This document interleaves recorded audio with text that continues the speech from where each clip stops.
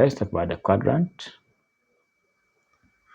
So can talk about this. Okay, so 0, 90, 180, 270, then we are back to 360.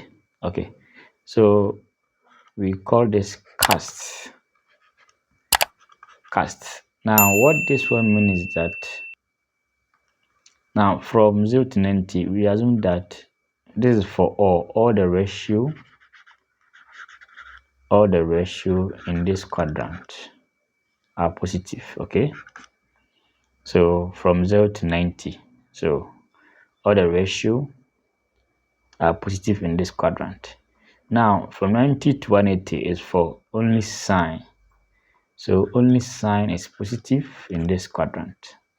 So in case you are given a question and it falls here, only sine will be positive in this quadrant. So tangent will be negative here, whereas cosine will also be negative in this quadrant.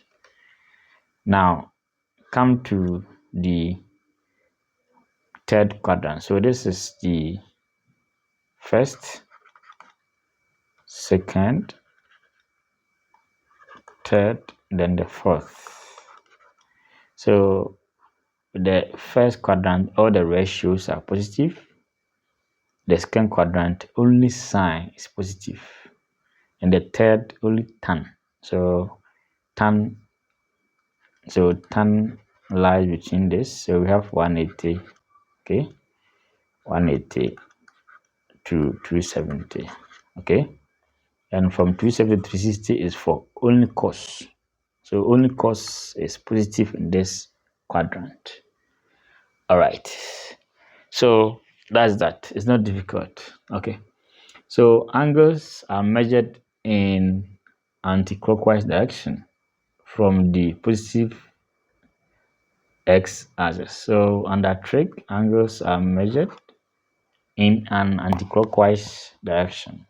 Talking about bearings is opposite.